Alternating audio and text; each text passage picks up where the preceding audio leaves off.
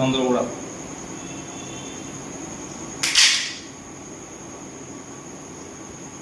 দেখো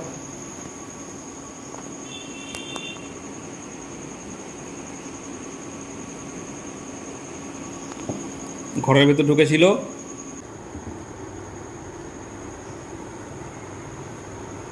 দারুণ প্রকৃতির জিনিস, মারবেন না। এটা বর্ষাকাল, এই সময় পুকুর মানে বুড়ে যায়, সাপের গর্ত, মানে সাপ যেখানে থাকে সেসব গর্ত বুড়ে যায়, তো সেই কারণে সাপ আমাদের বসত বাড়িতে ঢুকে পড়ে। প্যানিক করার কিছু নেই, ভয় পাওয়ার কিছু নেই, একটু সাবধানতা অবলম্বন করলেই এই সাপের হাত থেকে বাঁচা সম্ভব। এটা চন্দ্রগোড়া সাপ। আমি এখানে বসে আমরা কাজ করছিলাম, দেখো এখানে বসে কাজ করছিলাম, নিচে নামতে গিয়ে দেখি সাপটা। এটা চন্দ্রগোড়া সাপ, চন্দ্রগোড়ার বাচ্চা এটা। সাপটা দেখো,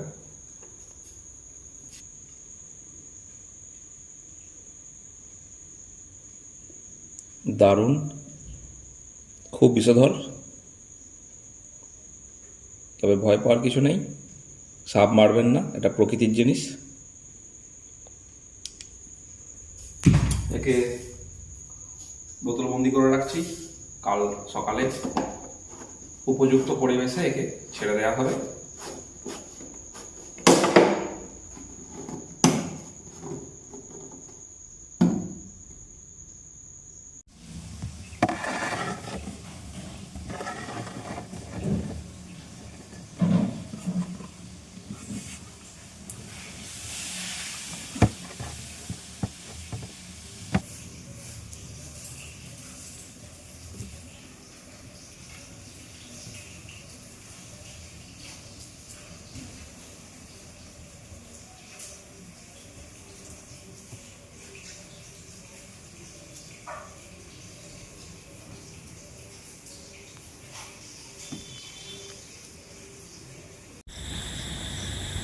সে আজকে রিলিজ করলাম, এর উপযুক্ত পরিবেশে একে ছেড়ে দেওয়া হচ্ছে।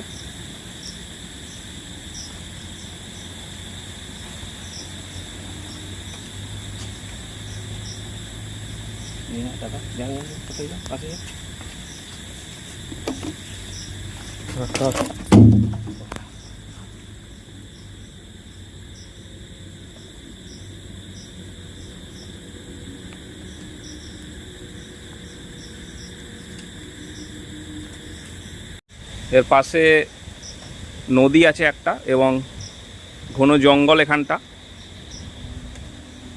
এর থাকার উপযুক্ত পরিবেশ, কোনো অসুবিধা হবে না।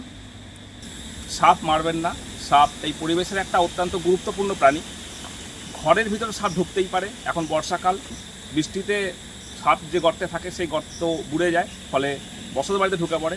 সাপ বাড়িতে ঢুকলে কি করবেন, হঠাৎ সাপ দেখলে কি করবেন ইত্যাদির মতো গম্ভীর বিষয় নিয়ে আমাদের ইউটিউব চ্যানেলে বিস্তারিত আলোচনা করা হয়েছে। ভিডিওগুলো দেখুন এবং আপনার বাড়িতে সাপ ঢুকে গেলে যদি কোনো কারণে ঢুকে যায়, সাপ মারতে যাবেন না, বন দপ্তরে খবর দিন, অথবা যদি আপনার এলাকায় পরিবেশকর্মী কেউ থেকে থাকেন তাকে খবর দিন।